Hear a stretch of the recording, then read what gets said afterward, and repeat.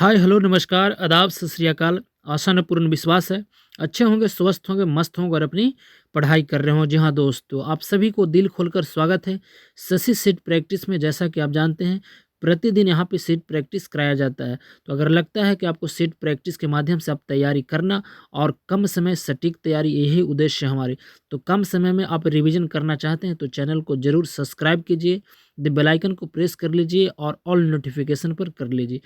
और जिन भाई बंधु को अगर लगता है कि इस क्लास का हमें पीडीएफ चाहिए तो जाइए वीडियो के नीचे डिस्क्रिप्शन है टेलीग्राम का, और टेलीग्राम को ज्वाइन कीजिए और उसके बाद हमको कमेंट करके बताइए कि आपको किस क्लास का पीडीएफ चाहिए। हम आपको free of cost PDF available कराने का काम करेंगे।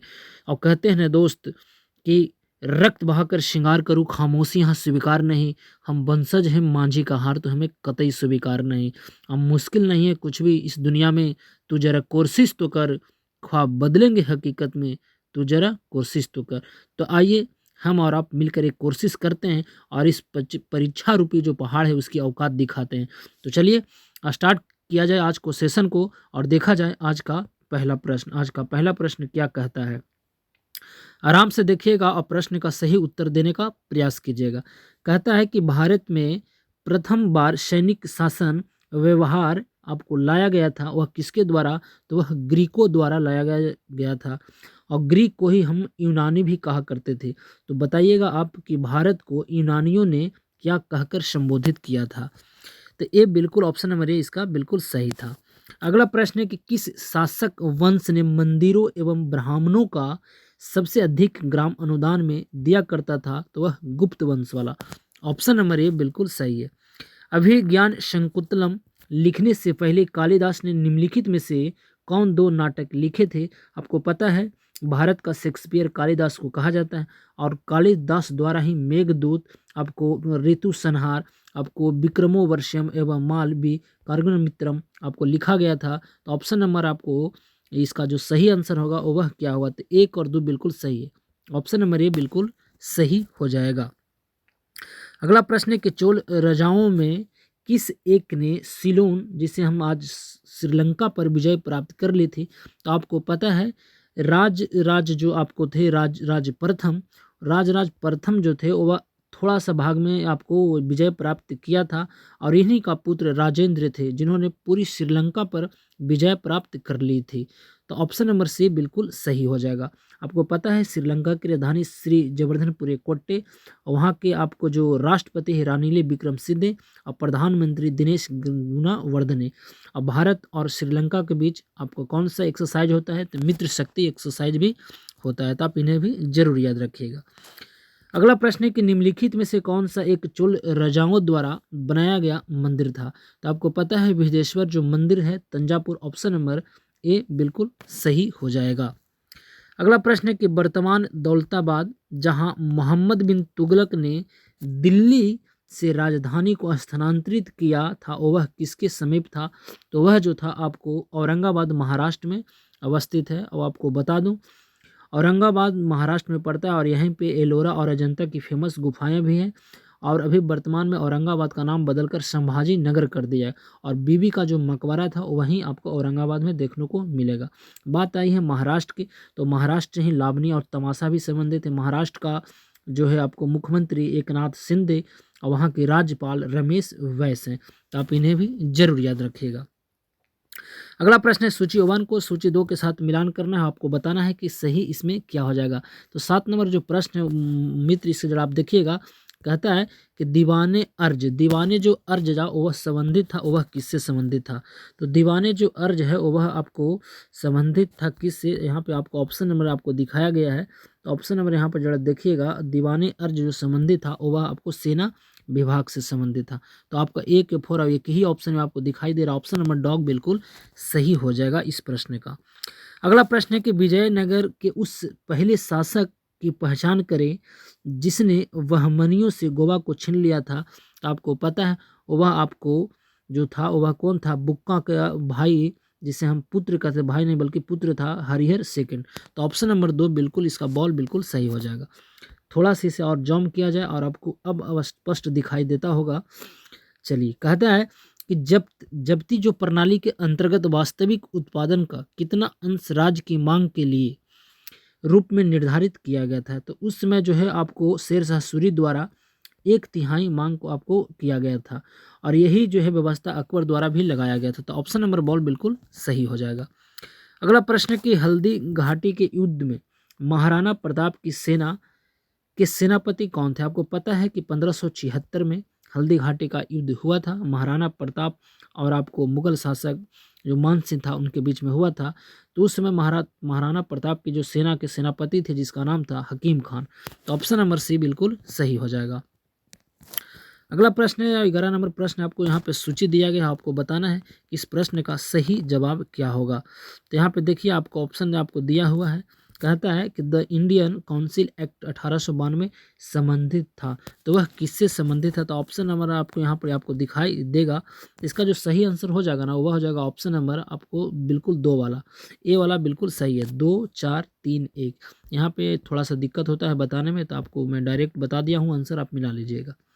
अगला प्रश्न है कि 1935 के अधिनियम द्वारा स्थापित संघ द्वारा अवशिष्ट शक्तियां निम्नलिखित में से किसको प्रदान की गई थी? तो 1935 में जो प्रदान किया गया था वह आपको गवर्नर जनरल को प्रदान किया गया था। तो ऑप्शन नंबर सी बिल्कुल सही हो जाएगा। अगला प्रश्न है कि वर्ष 1857 के विद्रोह के संदर्भ में निम्नलिखित में से किस उसके मित्र ने धोखा दिया तथा जिसे अंग्रेजों द्वारा बंदी बनाकर मार दिया गया था? तो वह तांतिया टोपे। ऑप्शन नंबर आपको डॉग बिल्कुल सही है। 1857 का जो स्वतंत्रता संग्राम हुआ था उस समय आपको भारत का गवर्नर जनरल कौन था? तो लॉर्ड कैनिंग था। लॉर्ड कैनिंग का कार्यकाल जो था वह 1856 से लेकर 1862 तक था। तो आप इसे भी जरूर याद रखिएगा। अगला प्रश्न है कि एक साप्ताहिक आपके रूप में यंग इंडिया का शुभारंभ किया गया था। तो आपको पता है यंग इंडिया जो एक पत्रिका था जो आपको सप्ताह में प्रकाशित किया जाता था और यह जो प्रकाशित किया जाता था वह महात्मा गांधी द्वारा प्रकाशित किया जाता था। यह किस भाषा का था? तो अंग्रेजी में प्रकाशित किया जाता था। आपको किस पार्टी द्वारा? तो होम रूल पार्टी के द्वारा 1916 में आपको यह बाल गंगाधर तिलक द्वारा चालू किया गया था। होम रूलिंग पार्टी जो है वो आपको बाल गंगाधर तिलक द्वारा भी चालू किया गया था और इन्हीं बेसेंट द्वारा भी चालू किया गया था। तो आप इन्हें भी जरूर याद रखिएगा। अगला प्रश्न है कि ठगों के दमन में निम्नलिखित में से कौन संबंध था? तो आपको पता है जो ठगों का जो अब दमन हुआ था आपको कब हुआ था? तो यह जो है आपको 1830 में हुआ था और 1830 में आपको पता है जिसका कार्यकाल था जिसका आपको कौन था उस समय गवर्नर? तो वारेन हेस्टिंग्स थे। आपको कौन थे? आपको उस समय जो हेस्टिंगर नहीं बल्कि विलियम बेंटिंक होना चाहिए, है ना। विलियम बेंटिक था जिसका कार्यकाल जो था 1800 आपको 28 से लेकर 1835 तक रहा था। तो लॉर्ड विलियम बेंटिक ही था उस समय। और उस समय जो थे आपको वो किसके लिए कहा गया था? तो वह कैप्टन स्लीमैन के लिए। तो ऑप्शन नंबर बॉल बिल्कुल सही हो जाएगा। और आपको पता है कि 1833 का जो चार्टर एक्ट है उसी के तहत बंगाल के गवर्नर जनरल को नाम बदलकर भारत का गवर्नर जनरल बना दिया गया था और इसी के तहत प्रथम भारत के गवर्नर जनरल आपको कौन थे? तो वह थे लॉर्ड विलियम बेंटिक। अब बंगाल के प्रथम गवर्नर जनरल कौन था? तो वारेन हेस्टिंग्स था। तो आप इन्हें भी जरूर याद रखिएगा। अगला प्रश्न है कि निम्नलिखित में से कौन आपको फेबियन आंदोलन का प्रस्तावक था? तो वह एनी बेसेंट ही थे। ऑप्शन नंबर आपको ये बिल्कुल सही हो जाएगा। अब एनी बेसेंट आपको पता है कि कॉमनवेल्थ ऑन न्यू इंडिया इन्हीं का पत्रिका है। आपको भारत का प्रथम महिला राष्ट्रीय कांग्रेस के अध्यक्ष भी यही थे। आप इन्हें भी जरूर याद रखिएगा। अगला प्रश्न है कि निम्नलिखित में से कौन दादा भाई नौरोजी के उत्सारण सिद्धांत जिसे ड्रेन थ्योरी में विश्वास नहीं करते थे? देखिए उत्सारण सिद्धांत का मतलब है धन निष्कासन से। यह जो है आपको सर सैयद अहमद खान इसको जो आपको नहीं किया करते थे विश्वास। तो ऑप्शन नंबर डॉग बिल्कुल सही हो जाएगा। अगला प्रश्न है कि गांधी जी ने 1922 में असहयोग आंदोलन रोक दिया था? बिल्कुल रोक दिए थे। चोरी चौरा में हुई हिंसा उनके आंदोलन को रोके देने का कारण बनी थी? बिल्कुल बनी थी। तो ए और 2 बिल्कुल सही है। यानी कहने का मतलब है कि ए और आर दोनों सही है परंतु ए आर का सही स्पष्टीकरण है। आपको पता है असहयोग आंदोलन जो हुआ था वो कब हुआ था? तो 1920 में। अब आपको जो आपको चोरी चौरा कांड 22 फरवरी 1922 में हुआ था। तो आप इन्हें भी जरूर याद रखिएगा। अगला प्रश्न है कि निम्नलिखित घटनाक्रमों का आपको सही इसमें बताना है। सबसे पहले क्या घटित हुआ? तो देखिए सबसे पहले की अगर बात किया जाए दोस्त इसमें सबसे पहले पुनः समझौता हुआ था 1932 में। उसके बाद हुआ आपको भारत छोड़ो आंदोलन, और भारत छोड़ो आंदोलन 1942 में। उसके बाद हुआ था शिमला सम्मेलन 1945 में। शिमला समझौता अलग है 1971 में। कैबिनेट मिनस 1900 आपको 46। तो इस प्रश्न का सही अनुसार अगर मेरा देखा जाए तो आपको 4132 होना चाहिए, और जो किसी भी ऑप्शन में नहीं दिया गया, तो इनमें से कोई नहीं होगा। आप इसको आराम से देखिएगा और सही बता लीजिएगा। अगला प्रश्न है कि लाहौर षड्यंत्र कांड में निम्नलिखित में से किस क्रांतिकारी को फांसी नहीं हुई थी? तो आपको पता है कि 23 मार्च 1931 को आपको सुखदेव, राजगुरु, भगत सिंह को फांसी दिया गया था, परंतु बटुकेश्वर दत्त को फांसी नहीं मिला था, और इनको काला पानी का सजा हुआ था जो अंडमान निकोबार में है। तो आप इसे भी जरूर याद रखिएगा। तो ये इस प्रश्न का सही था। अगला प्रश्न है कि टैगा वन विशिष्टता है। तो टैगा वन आपको बता दूं उत्तरी अमेरिका में पाया जाता है। यह जो है समशीतोष्ण क्षेत्र की आपको, तो ऑप्शन नंबर डॉग बिल्कुल सही है। टोर्नेडो बहुत प्रबल उष्णकटिबंधीय चक्रवात है जो उठते हैं। यह जो उठते हैं आपको उत्तरी अटलांटिक महासागर में उठता है, वहाँ पे कैरेबियन सी है, तो कैरेबियन सागर में। ऑप्शन नंबर ए बिल्कुल सही है। हॉर्न ऑफ अफ्रीका के अंग है। तो हॉर्न ऑफ अफ्रीका जो है अफ्रीका महादेश में के अंतर्गत आता है, और इसमें है जो सोमालिया, इथियोपिया और आपको जिबूती आता है। तो ऑप्शन नंबर सी बिल्कुल सही हो जाएगा। मोंगला पतन, पतन कहने का मतलब बंदरगाह। मोगला जो है बंदरगाह किस राष्ट्र में है? तो वह बांग्लादेश में अवस्थित है। तो ऑप्शन नंबर बिल्कुल बॉल सही है। आपको पता है बांग्लादेश की राजधानी ढाका, मुद्रा टका, और यहाँ की संसद का नाम क्या है? जातीय संसद। और बांग्लादेश के अभी जो प्रधानमंत्री है शेख हसीना जुल्फो वाली, और इन्हीं के पिता का नाम है बंगबंधु, जिसे कहते हैं शेख मुजीबुर रहमान। और जो बांग्लादेश के अभी राष्ट्रपति कौन है? तो यहाँ के मोहम्मद आपको शहबुद्दीन चुप्पी। आप इन्हें भी जरूर याद रखिएगा। बांग्लादेश की राजधानी जो ढाका है, और ढाका में ही पड़ता है बीम स्टेक का मुख्यालय। कहाँ पड़ता है? बीम स्टेक का मुख्यालय, जिससे फॉल फ्रॉम होता है bay of Bengal initiative for multi sector technical and economical corporation. इसमें 7 देश, जितने भी बंगाल की खाड़ी के आसपास क्षेत्र है, इसमें सब इसमें शामिल है। तो आप इसे भी जरूर याद रखिएगा। भारत बांग्लादेश के साथ सबसे ज़्यादा अपना स्थलीय सीमा लगाता है, जो कितना 4096.7 किलोमीटर, और सबसे कम किसके साथ लगाता है? तो अफगानिस्तान के साथ, मात्र 106 किलोमीटर। तो आप इन्हें भी याद रखिएगा। भारत और बांग्लादेश के बीच में आपको 100 बीघा कॉरिडोर है, जो 100वां संविधान संशोधन है। भारत और बांग्लादेश के बीच में मैत्री एक्सप्रेस, बंधन एक्सप्रेस और मिताली एक्सप्रेस, ठीक है। आपको पता है आपको मित्र शक्ति किसके साथ होता था? तो आपको श्रीलंका के साथ, परंतु बोंगो सागर, आपको संप्रीति, ये सब जो होता है आप बांग्लादेश के साथ होता है। तो आप इन्हें जरूर याद रखिएगा। अगला प्रश्न है कि एक ही तापमान वाले स्थानों को जोड़ने वाली काल्पनिक रेखा क्या कहलाती है? तो वह कहलाती है समलवन रेखाएं, आइसो आपको है ना, आइसो हेलाइन। ऑप्शन नंबर आपको यहाँ पे बिल्कुल एक ही तापमान वाले स्थानों को जोड़ने वाली काल्पनिक रेखा कहलाती है, वह कहलाती है समताप रेखा। ऑप्शन नंबर डॉग इसको सही होना चाहिए। तो डॉग बिल्कुल सही है। अगला प्रश्न है कि राज्य समूह जिसने मणिपुर की सीमा लगी है, तो वह जो है आपको मणिपुर का जो सीमा लगता है वह नागालैंड, असम और मिजोरम वाला बिल्कुल सही हो जाएगा। मणिपुर के आपको पता है राजधानी कहाँ है? इम्फाल है। और मणिपुर का जो स्थापना हुआ था 21 जनवरी 1900 आपको कब हुआ था? 21 जनवरी 1971 में आपको किया गया था। और मणिपुर के जो है मुख्यमंत्री कौन है? एन वीरेंद्र सिंह। आपका राज्यपाल है कौन है? तो अनुसुईया उइके। तो आप इन्हें भी जरूर याद रखिएगा। अगला प्रश्न है कि पालघाट निम्नलिखित में से किन राज्यों को जोड़ता है? तो पाल राज्य जो है ना, केस फॉर केरल और टी फॉर तमिलनाडु। तो आपको नीलगिरी और अनायमुली के बीच में अवस्थित है पालघाट, और वह केरल और तमिलनाडु के बीच को जोड़ता है। तो सी बिल्कुल सही हो जाएगा। अगला प्रश्न है कि सांभर तथा डिडवाना किस प्रकार की झील है? तो यह वायु द्वारा निर्मित झील है, और यह कहाँ पड़ता है? तो राजस्थान में पड़ता है। तो आप इसे भी जरूर याद रखिएगा। ओंकारेश्वर जो परियोजना है निम्नलिखित नदियों में से किस एक से संबंध है? तो वह नर्मदा नदी से। ऑप्शन नंबर बॉल बिल्कुल सही है। निम्नलिखित में से कौन सी एक लूनी नदी की सहायक नदी नहीं है? तो बनास नहीं बल्कि बराक होना, बनास है ना, बराक होना चाहिए, बनाक होना चाहिए। ऑप्शन नंबर आपको डॉग बिल्कुल सही है, बाकी सब सहायक नदी है। अगला प्रश्न है कि भारत में वर्षा के बारे में निम्नलिखित कथनों में से कौन सा सही है? देखिए भारत में अधिकांश वर्षा दक्षिण पश्चिम मानसून के कारण होती है, बात बिल्कुल सत्य। दक्षिण भारत में वर्षा पूर्वी घाटों से दूर घटती जाती है, यह भी बात सही है। तो ए और दोनों सही है, ठीक है। तो ऑप्शन नंबर सी इस प्रश्न का सही जवाब हो जाएगा।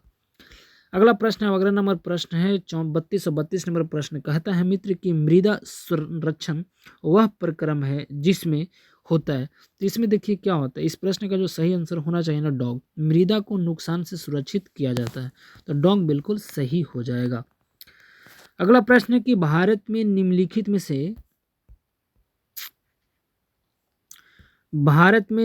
में से कौन सा एक राज्य काली मिर्च का सर्वाधिक उत्पादन करता है, तो वह केरला। ऑप्शन नंबर बॉल बिल्कुल सही है।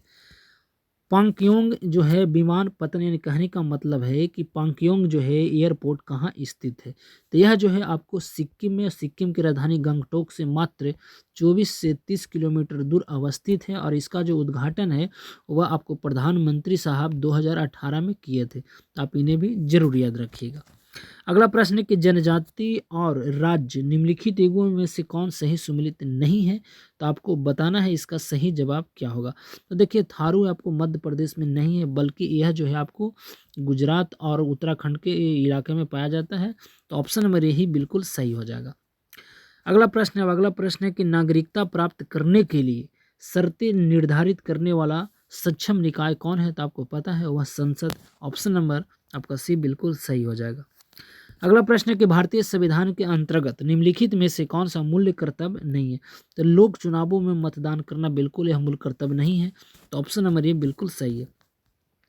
अगला प्रश्न है आपको सूची दिया गया है, सूची के तहत आपको बताना है कि इस प्रश्न का सही जवाब क्या होगा। देखिए अनुच्छेद 54 में कहा गया है कि भारत का जो राष्ट्रपति उसके निर्वाचन संबंधी कार्यों का उल्लेख है, तो इसका जो सही आंसर है उसके बाद 75 में आपको प्रधानमंत्री से है, तो आपको एक के एक दो के दो बिल्कुल सही है। अनुच्छेद 155 में आपको पता है कि राज्य के राज्यपाल, और 164 में आपको मुख्यमंत्री से है, तो आपको डायरेक्ट यहाँ पे दिखाई दे रहा होगा आपको 1 2 3 4, ऑप्शन नंबर आपको ये बिल्कुल सही हो जाएगा। अगला नंबर प्रश्न है आपको 38 के बाद आएगा हमारा 39 नंबर प्रश्न कहता है कि निम्नलिखित भारतीय प्रधानमंत्री में से किसने लोकसभा में अविश्वास मत का सामना करने से पहले त्याग पत्र दे दिया था, वह देने वाले थे मोरारजी देसाई। यही पहले गैर कांग्रेसी प्रधानमंत्री थे जो 1977 में जनता पार्टी द्वारा बनाया गया था, तो आपको बॉल बिल्कुल सही हो जाएगा। अगला प्रश्न है कि उपराष्ट्रपति को उसके पद से निम्न में से किसके प्रस्ताव द्वारा हटाया जा सकता है, तो देखिए राज्य परिषद या राज्यसभा द्वारा, है ना, तो ऑप्शन नंबर आपको ये बिल्कुल सही हो जाएगा। अगला प्रश्न है कि भारतीय संसद में लोकलेखा समिति का अध्यक्ष कौन होता है, तो लोकलेखा समिति का जो अध्यक्ष होता है वह विपक्षी दल का नेता होता है। आपको बता दूं कि लोकसभा में विपक्ष दल का नेता कौन है, अधीर रंजन चौधरी है। और लोकलेखा समिति में कितने सदस्य होते हैं, तो 22 सदस्य होते हैं, जिसमें 15 लोकसभा से होता है और 7 राज्यसभा से होता है, तो आप इन्हें भी जरूर याद रखिएगा। अगला प्रश्न है कि भारत में संसदीय प्रणाली की सरकार है क्योंकि यहाँ लोकसभा द्वारा जनता प्रत्यक्ष रूप से निर्वाचित किया जाता है और मंत्रिपरिषद लोक सभा के प्रति भी उत्तरदायी है। तो इस प्रश्न का सही जवाब क्या होगा, तो मेरे अनुसार तो डॉग बिल्कुल सही है, डॉग इसका सही हो जाएगा। अगला प्रश्न है कि संविधान में मंत्रिमंडल जो है आपका शब्द का एक ही बार प्रयोग हुआ है, और वह किस आर्टिकल में हुआ है, तो वह आर्टिकल 352 में। आपको पता है 352 जो है राष्ट्रीय आपात से राष्ट्रपति शासन 356 आपको 76 में किया है, तो आपको महान्यवादी है जिसे हम आर वेंकट रमनी कहते हैं, तो ऑप्शन नंबर इसका ये बिल्कुल सही है। अगला प्रश्न है कि संघीय मंत्रिमंडल का पुनर्गठन किसकी रिपोर्ट पर आधारित है, तो 44 नंबर प्रश्न का जो सही आंसर होगा ना वह क्या होगा, तो वह जो हो जाएगा आपको यहाँ पे आपको देखने को मिलेगा गोपाला स्वामी अयंकर, बिल्कुल इस प्रश्न का सही जवाब ए। अगला प्रश्न है कि सबसे पहले किस उच्च न्यायालय ने घोषणा की थी कि बंद एक असंवैधानिक है, तो वह जो है आपको करने वाले थे आपको कौन सा राज्य, तो वह जो राज्य था जिसका नाम था केरल, है ना, ऑप्शन नंबर आपको सी बिल्कुल सही हो जाएगा। अगला प्रश्न है कि निम्नलिखित में से कौन सी रीट ऐसी है जो केवल किसी सरकारी पदाधिकारियों के विरुद्ध लागू किया जा सकती है, जिससे हम परमादेश होता है। परमादेश का मतलब होता है कि मैं आदेश देता हूँ। आपको पता है कि आर्टिकल 32 को बाबा साहेब भीमराव अम्बेडकर आपको संविधान को आत्मा कहते हैं और संविधानिक आपको उपचारों का अधिकार होता है। इसी के तहत सुप्रीम कोर्ट 5 तरह को रीट जारी किया करता है। तो इस प्रश्न का जो सही जवाब था आपको बॉल बिल्कुल सही है। अगला प्रश्न है कि निम्नलिखित में से कौन सी किसी राज्य में विधान परिषद के उत्साधन के लिए संसद को अनुशंसा करता है, तो इसका जो सही जवाब होगा वह आपको क्या होगा, तो संबंधित राज्य के विधान सभा द्वारा। तो ऑप्शन नंबर डॉग बिल्कुल सही है। आपको पता है कि कहा गया है कि भारत में अगर विधान सभा है तो विधान परिषद भी होगा, तो वह कहा गया है आर्टिकल 171 में। और ये भी कहा गया है कि विधान परिषद होगा वह 69 में होगा। तो ऑप्शन नंबर इसका डॉग बिल्कुल सही है।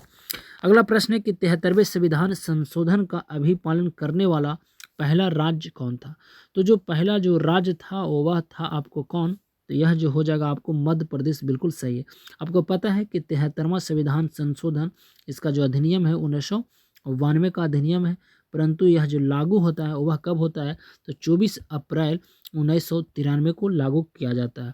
इसीलिए 24 अप्रैल को पंचायती राज दिवस भी मनाते हैं। और पंचायती राज का जो मंत्रालय है वहाँ का मंत्री अभी कौन है, तो गिरिराज सिंह। और गिरिराज सिंह कहाँ से सांसद हैं, बेगूसराय बिहार से सांसद है। तो आप इन्हें भी जरूर याद रखिएगा। अगला प्रश्न है कि पंचायत समिति के सदस्य होते हैं। तो देखिए पंचायत समिति के जो सदस्य होते हैं वो प्रत्यक्ष रूप से जनता द्वारा निर्वाचित किए जाते हैं। तो सी बिल्कुल सही हो जाएगा। अगला प्रश्न है कि निम्न में कौन संविधान नेत्र संस्था। संविधान नेत्र कहने का मतलब है कौन, गैर संवैधानिक, यानी संवैधानिक नहीं है। तो इसमें आपको पता चल रहा हो योजना आयोग बिल्कुल गैर संवैधानिक है। गैर संवैधानिक उसे कहते हैं जो आर्टिकल में चर्चा न हो। तो योजना आयोग का आर्टिकल में चर्चा नहीं है, बल्कि इसका जो अध्यक्ष होता है वह प्रधानमंत्री होता है। और इसका स्थापना 1950 में हुआ था। फिलहाल योजना आयोग के स्थान पर अभी नीति आयोग है। आपको बता दूं नीति आयोग का स्थापना 1 जनवरी 2015 को हुआ था। और इसका जो अध्यक्ष होता है वह जो पीएम रहेंगे वही अध्यक्ष है। नीति आयोग के वर्तमान में आपको उपाध्यक्ष के सुमन बेरी और सीईओ जो हैं आपको बीवीआर सुब्रमण्यम है। तो आप इन्हें भी जरूर याद रखिएगा। अगला प्रश्न है कि एकाधिकार किसके आधार पर मूल्य विभेदन का आश्रय लेता है। तो इस प्रश्न का जो सही आंसर होगा ना वह हो जाएगा आपको मांग लोच वाला। ऑप्शन नंबर डॉग बिल्कुल सही है।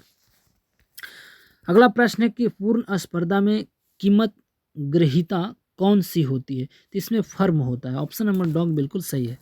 अगला प्रश्न है कि भारत में निम्न में कौन राजकोषीय नीति निरूपित करता है। तो राजकोषीय नीति जो करता है वह वित्त मंत्रालय। आपको पता है वित्त मंत्रालय जो होता है वह वित्त मंत्री जो होते हैं वही इसका अध्यक्ष होते हैं। और वित्त मंत्री अभी कौन है, निर्मला सीतारमण है। तो ऑप्शन नंबर ए बिल्कुल सही है। अगला प्रश्न है कि भारत में योजना का प्रारंभ वास्तव में द्वितीय पंचवर्षीय योजना से हुआ। भारतीय योजना के वास्तुकार कौन थे। तो आपको पता है वह पीसी महालनोबिस। ऑप्शन नंबर आपको डॉग बिल्कुल सही है। और इन्हीं को जन्म दिवस पर आपको 29 जून को राष्ट्रीय सांख्यिकी दिवस भी मनाया जाता है। तो ऑप्शन नंबर डॉग बिल्कुल सही है। अगला प्रश्न है कि निम्नलिखित में से कौन सा एक भारत में केंद्रीय सरकार के राजस्व का स्रोत नहीं है। तो आपको पता है मोटरयान कर जो है वह आपको केंद्र सरकार द्वारा नहीं बल्कि यह राज्य सरकार द्वारा लगाया जाता है। तो ऑप्शन नंबर डॉग बिल्कुल सही है। निम्नलिखित में से कौन इंटरप्रेटर ऑफ मालडीज पुस्तक के लेखक कौन है। तो वह Jhumpa Lahiri. Option number dog बिल्कुल सही है। आपको भवाई किस राज्य का लोक नृत्य है। तो जो भवाई जो है ना वह राजस्थान। ऑप्शन नंबर डॉग बिल्कुल सही है।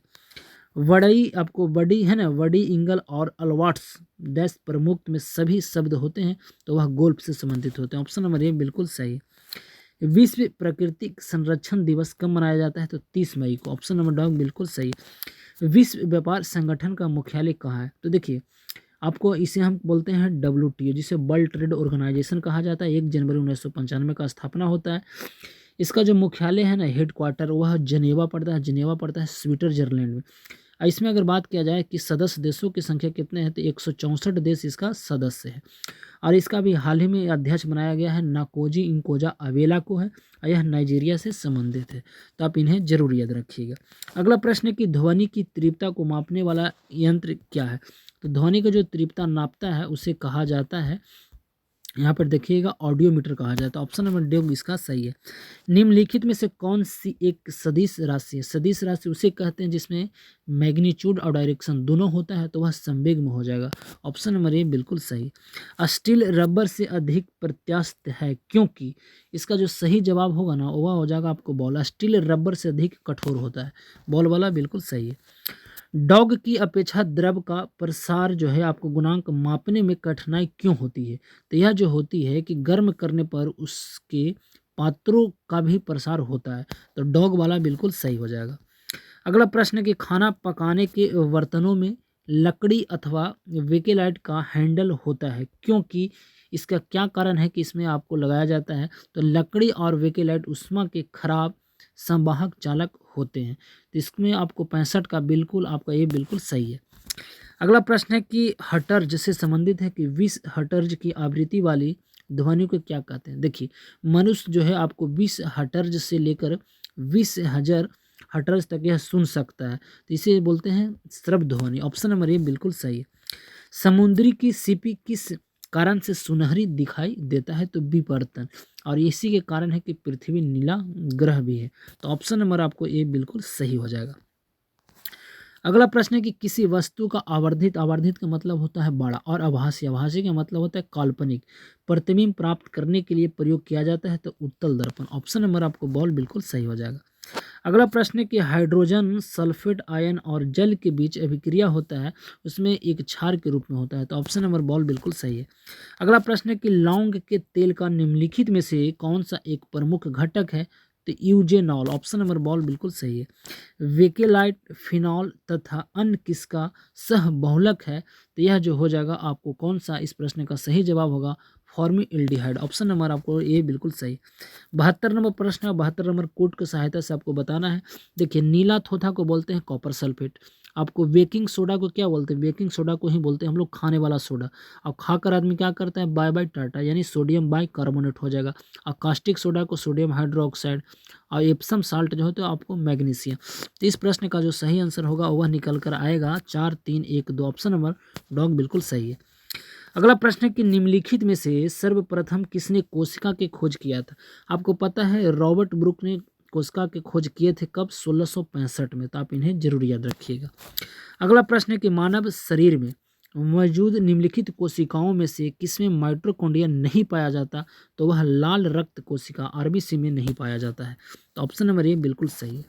दूध को दही में अस्कंदित करने वाला आपको एंजाइम है, तो वह रेनिन। ऑप्शन नंबर ए बिल्कुल सही है। 75 के बाद आएगा हमारा 76, और 76 नंबर प्रश्न कहता है मित्र कि मानव शरीर का एकमात्र अंग जो पुनः विकसित या पुनः सृजित हो सकता है वह है आपको जिगर, जिसे हम लीवर कहते हैं, यकृत। और मानव शरीर का सबसे बड़ा ग्रंथि अगर कोई है तो लीवर। लीवर का वजन कितना होता है? 1.5 किलोग्राम। लीवर का अध्ययन हेपेटोलॉजी में। लीवर का काम क्या है? तो यूरिया का संश्लेषण करना, पित्त का भंडारण करना, आपको आपको क्या करना, तो ये सब इंपॉर्टेंट है आपको लीवर से। तो ऑप्शन नंबर सी बिल्कुल सही हो जाएगा।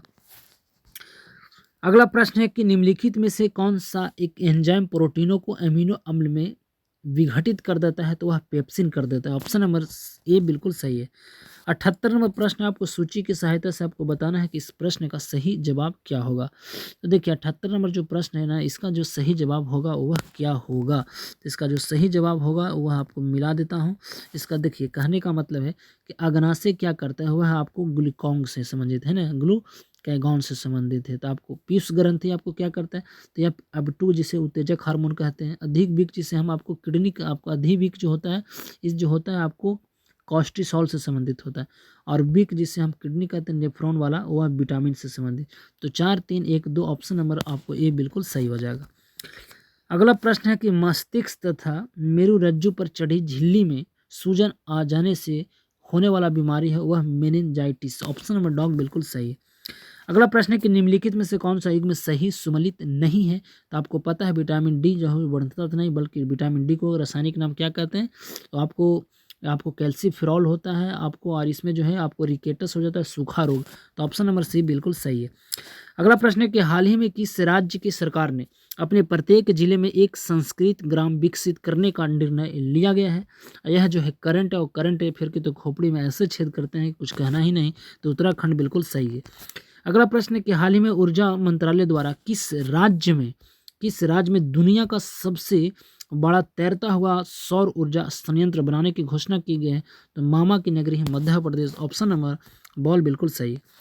अगला प्रश्न है कि हाल ही में किसे आगामी 3 वर्षों के लिए प्रधानमंत्री कार्यालय की नई निदेशक के रूप में नियुक्त किया गया है? तो श्वेता सिंह का। ऑप्शन नंबर डॉग बिल्कुल सही है। अगला प्रश्न है कि भारत स्वच्छ वायु शिखर सम्मेलन 2022 का चौथा संस्करण कहाँ आयोजित किया गया था? तो यह जो किया गया था वह Bengaluru Karnataka. Option number C बिल्कुल सही है। अगला प्रश्न कि भारत में किन 2 शहरों के मध्य आकाशा एयर की पहली उड़ान उद्घाटन किया गया? आपको बता दूं, आकाशा एयरलाइंस का जो मालिक है वह राकेश झुनझुनवाला है। तो इस जो किया गया था मुंबई से अहमदाबाद किया गया। तो ऑप्शन नंबर डॉग बिल्कुल सही है। अगला प्रश्न है कि आज़ादी के अमृत महोत्सव के अंतर्गत बढ़े चलो अभियान को किस केंद्रीय मंत्रालय द्वारा शुरू किया गया था? तो वह संस्कृति मंत्रालय द्वारा। ऑप्शन नंबर ए बिल्कुल सही है। अगला प्रश्न है कि कौन सा देश यूनाइटेड किंगडम को पीछे छोड़ते हुए विश्व की 5वीं सबसे बड़ी अर्थव्यवस्था बन गया? तो वह अपना देश भारत। ऑप्शन नंबर बॉल बिल्कुल सही। अगला प्रश्न है कि किस भारतीय कंपनी ने गुजरात में भारत का पहला और दुनिया का सबसे बड़ा कार्बन फाइबर प्लांट बनाने की घोषणा की है? तो इस प्रश्न का जो सही जवाब होगा वह रिलायंस इंडस्ट्रीज वाला। ऑप्शन नंबर ए बिल्कुल सही है। प्रधानमंत्री नरेंद्र मोदी ने किस सशस्त्र बल के लिए नए ध्वज निशान का अनावरण किया है? तो भारतीय नौसेना के लिए। और नौसेना दिवस कब मनाया जाता है? तो 4 दिसंबर को मनाया जाता है। नौसेना प्रमुख कौन है? तो एडमिरल आर हरि कुमार। तो आप इन्हें भी जरूर याद रखिएगा। सेना दिवस कब मनाया जाता है? तो 15 जनवरी। वायुसेना तो 8 अक्टूबर। तो आप इन्हें भी जरूर याद रखिएगा। अगला प्रश्न है कि भारत के अगले यानी 16वें अटॉर्नी जनरल ऑफ इंडिया कौन है? तो आर वेंकट रमनी है। तो डॉग वाला बिल्कुल सही है। अगला प्रश्न है कि हाल ही में कौन इलेक्ट्रॉनिक बैंक गारंटी जो प्रणाली वाला भारत का पहला बन गया है? तो HDFC। ऑप्शन नंबर ए बिल्कुल सही है। हाल ही में किस देश ने अपनी राजधानी का नाम पुनः बदलकर अस्थाना कर लिया है? तो वह काजिकिस्तान। ऑप्शन नंबर सी बिल्कुल सही है। ग्लोबल हंगर इंडेक्स 2022 में भारत की रैंक क्या है? 107 है और अभी भी 107 ही है, बल्कि 2021 में इसका जो रैंक था आपको कितना था? तो 221 में आपको 102 था, शायद लगता है कि 101 था। 101 2 नहीं बल्कि 101 होना चाहिए था। तो परंतु अभी जो है आपको 107 है। आप इन्हें जरूर याद रखिएगा। अगला प्रश्न है कि राष्ट्रपति द्रौपदी मुर्मू ने किस IIT में परम कामरूप सुपर कंप्यूटर का सुविधा? IIT गुवाहाटी।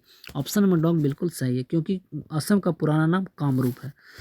अगला प्रश्न है कि प्रधानमंत्री नरेंद्र मोदी ने किस राज्य में वल्क ड्रग पार्क की आधारशिला रखी है? तो इस प्रश्न का सही जवाब Himachal Pradesh. Option number C बिल्कुल सही। अगला प्रश्न है मैथ, और मैथ को आप बनाइएगा और बड़ा सिंपल सा प्रश्न है। इस प्रश्न का जो जवाब होगा ऑप्शन नंबर बॉल बिल्कुल सही हो जाएगा। 97 नंबर प्रश्न, और 97 नंबर प्रश्न का जो सही आंसर होगा वह आ जाएगा आपको डॉग 44 वर्ष। 98 नंबर प्रश्न, 98 नंबर प्रश्न का जो सही आंसर होगा वह आता है 150 यानी 150 वाला। सी वाला बिल्कुल सही है। 99 नंबर प्रश्न, इस प्रश्न का सही आंसर होगा आपको प्रातः 4:10 सी वाला। और आज का अंतिम प्रश्न, इस प्रश्न का जो सही आंसर होगा ऑप्शन बोले तो बी बिल्कुल सही हो जाएगा। तो यह था हमारा आज का सेट। आपको सेट कैसा लगता है मित्र, आप बताइएगा, कमेंट के माध्यम से हमें बताने का प्रयास जरूर कीजिएगा। तो चलिए यहाँ पे अपनी वाणी को देते हैं विराम और लेते हैं आपसे विदा इस वादे के साथ। फिर मुलाकात होगी एक नए वीडियो में एक नए उत्साह जुनून पागलपन के साथ। जब तक के लिए आप सही से रहें, सलामत से रहें और अपनी पढ़ाई करते रहें। और बूढ़े बच्चे नौजवान माता पिता को सम्मान कीजिएगा, क्योंकि हमारे देश की आन बान शान और जान है। आप कहते हैं ना कि मुश्किल नहीं है कुछ इस दुनिया में, तू जरा कोशिश तो कर, ख्वाब बदलेंगे हकीकत में, तू जरा कोशिश तो कर। तो चलिए अब हमें यहाँ पे देते हैं अपनी वाणी को विराम। तो बहुत बहुत शुक्रिया, धन्यवाद।